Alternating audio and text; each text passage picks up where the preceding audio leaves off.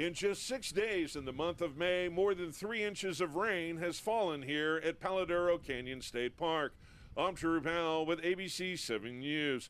The weather is having quite an impact on one of the more popular tourist attractions in the Texas Panhandle. Trails are closed. They will be for quite a few days. And please follow those signs that say trail closures. We have gates at the front of every trailhead. When you come out, if you plan on still coming out, it's a great view from the road, but stay off the trails.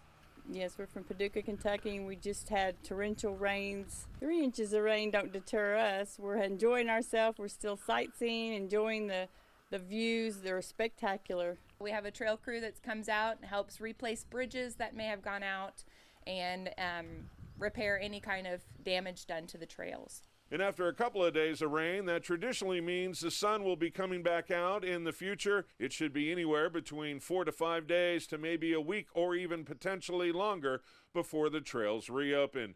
Reporting from Palo Duro Canyon State Park in Randall County, I'm Drew Powell, ABC 7 News.